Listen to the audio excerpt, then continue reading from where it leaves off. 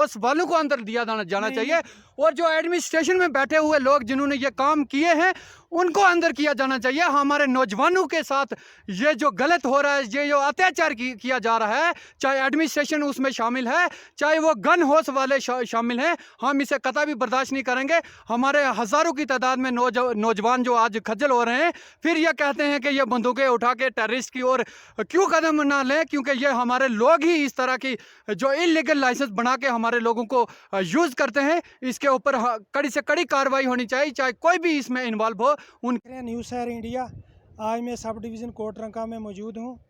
आज की ख़ास मुलाकात में हमारे साथ अपनी party youth wing Jammu province के वाइस प्रेसिडेंट सुरजीत सिंह जी हैं। सुरजीत जी, सबसे पहले न्यूज़ शहर इंडिया में स्वागत है। बहुत बहुत धन्यवाद तालिब जी आपका।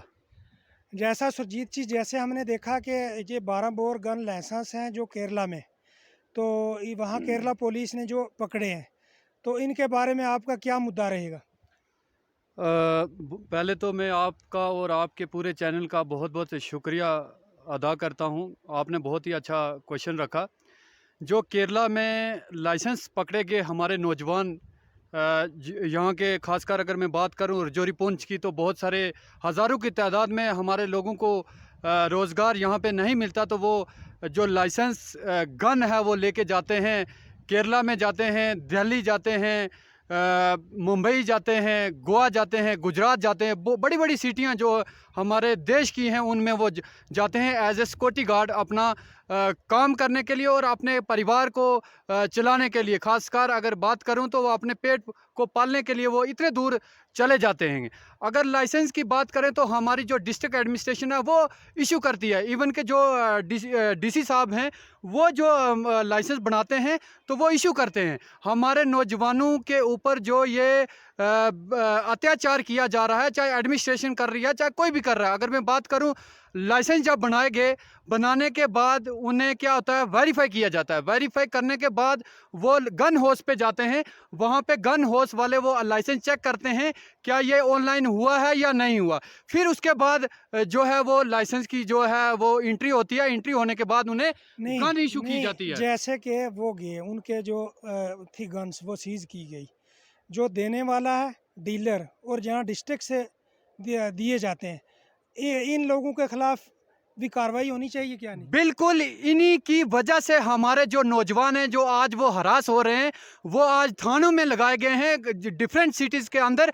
और ये लोग अगर लाइसेंस बनाया, उन्होंने बनाने के बाद उन्होंने वेरीफाई करना था, वेरीफाई नहीं हुआ तो वो कैसे उन लोगों को अंदर लगा सकते हैं? वो कम से कम जो जिन लोगों ने इशू किए हैं गन होश वालों को अंदर दिया जाना चाहिए, और जो एडमिनिस्ट्रेशन में बैठे हुए लोग जिन्होंने ये काम किए हैं उनको अंदर किया जाना चाहिए। हमारे नौजवानों के साथ ये जो गलत हो रहा है, ये जो अत्याचार किया जा रहा है, चाहे एडमिनिस्ट्रेशन उसमें शामिल है, चाहे वो गन होश वाले शामिल हैं, हम इसे कतई भी बर्दाश्त नहीं करेंगे। हमारे हज़ारों की तादाद में नौजवान जो आज खज्जल हो रहे हैं, फिर ये कहते हैं कि ये बंदूकें उठा के टेररिस्ट की ओर क्यों कदम ना लें, क्योंकि ये हमारे। मेरा नाम इम्तियाज़ है। जी इम्तियाज़ जी, आपका क्या मुद्दा है? जी, मैं भी जैसे सुरजीत भाई ने बताया है कि फ़ेक लाइसेंस जो लोग इशू करते हैं उन लोगों को हरास में लिया जाए, उनको कस्टडी में लेके उन पे कार्रवाई की जाए कि वो फ़ेक लाइसेंस क्यों बनाते हैं।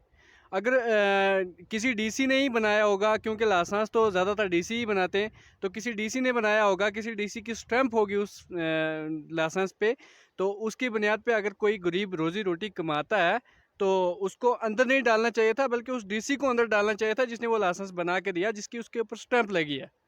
तो मैं आप के चैनल से एक यही बात बताना चाहता हूँ एडमिनिस्ट्रेशन राजौरी से भी, कि हमारे जहाँ जितने भी यहाँ के लड़के पकड़े गए हैं उन लड़कों की अच्छे तरीके से कार्रवाई करा के उस टाइम का जो डीसी था जिसने भी वो लाइसेंस इशू किए थे उस पर कार्रवाई करवाएं, ना कि गरीब इमाम पे। बहुत बहुत शुक्रिया। अगर देखा जाए अगर तो सुरजीत सिंह जी ने जी कोई और कुछ? देखिए सर, ये जो लाइसेंस बनाए हैं, हमें कोई इसमें दोहराए वाली बात नहीं है कि चलो लाइसेंस बनाए। अगर एडमिनिस्ट्रेशन हमें इशू करेगी हमारे नौजवानों को, तो नौजवान जाहिर है कि गन लेके चले जाएंगे, बाहर अपनी रोज़ी रोटी कमाने के लिए जाते हैं। तो इस तरह से अगर आपके चैनल के माध्यम से मैं एडमिनिस्ट्रेशन को अवेयर करना चाहता हूं और हिंदुस्तान सरकार से भी निवेदन करता हूं कि हमारे जो नौजवान बाहर की स्टेटों में अभी फंसे हुए हैं उनको घर वापस किया जाए और फिर उनके ऊपर जिन लोगों ने ये लाइसेंस फेक बनाए हैं उनके ऊपर कार्रवाई की जानी चाहिए और हमारे जो नौजवानों के ऊपर इस तरह से अत्याचार कतई भी हम बर्दाश्त नहीं करेंगे। अगर देखा जाए तो पिछले दिनों में ही आपने सुर्खियों में देखा था 18 जो गन लाइसेंस हैं 12 बोर के डबल बैरल, वो केरला पुलिस ने वहाँ पकड़े थे। तो जिस आदमी ने ये इशू किए, जिस डिप्टी कमिश्नर ने इशू किए हैं, उसको भी पूछा जाए और जिस डीलर ने ये गन दी है। फिलहाल आप देखते रहे न्यूज़ एयर इंडिया में तालिब।